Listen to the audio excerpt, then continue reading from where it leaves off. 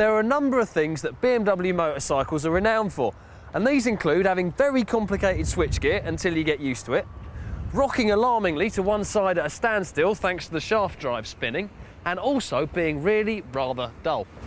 Much like the Germans themselves, BMW motorcycles are often perceived as being very efficient, very practical, but really lacking in any great spark of life or originality. And while BMW refuse to bow to convention and continue to make motorcycles that are uniquely their own, they are working their freshly pressed German socks off to try and make some motorcycles that will actually attract people because they've got some life to them. And this is where we come to the Rockster here. What it actually is an R1150R dressed up a bit and with a snazzier name. But as we'll see, that's not actually a bad thing at all. You see, the R1150R is one of motorcycling's great secrets because as far as pure and basic riding experiences go, it is an absolute belter. It's not the fastest bike around, and nor is it the sharpest either. But for plain old-fashioned riding about, as long as you don't feel any real need to top 100 miles an hour, it is about as good as it gets. And riding one, you soon start to feel smugly pleased with yourself that you've discovered this two-wheeled utopia, while everyone else around you continues in blissful ignorance. The 1150cc opposed twin boxer motor inside the Rockster is also an absolute joy to play with.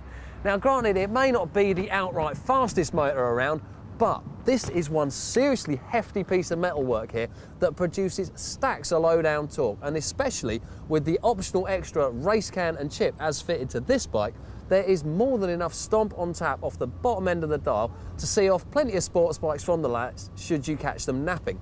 Once you've prodded through the gearbox, top speed is realistically around about the 100 mile an hour mark, comes up very quickly.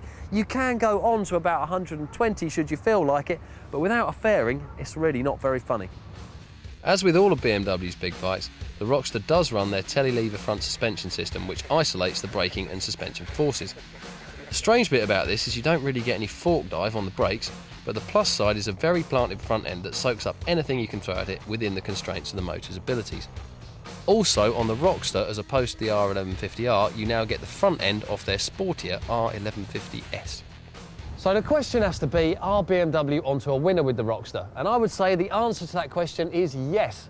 Because although this motorcycle will never be quite as mad as something like a Aprilia Tuono or Triumph Speed Triple, what BMW have here is a very nicely tweaked version of an already excellent motorcycle that has got plenty of attitude.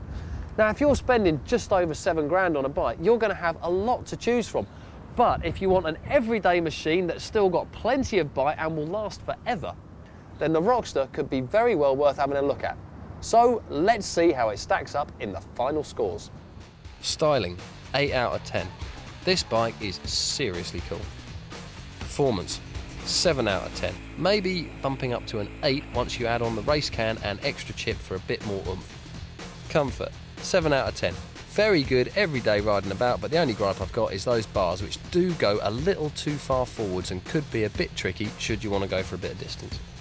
Reliability, 9 out of 10. It's a BMW, it will go on forever.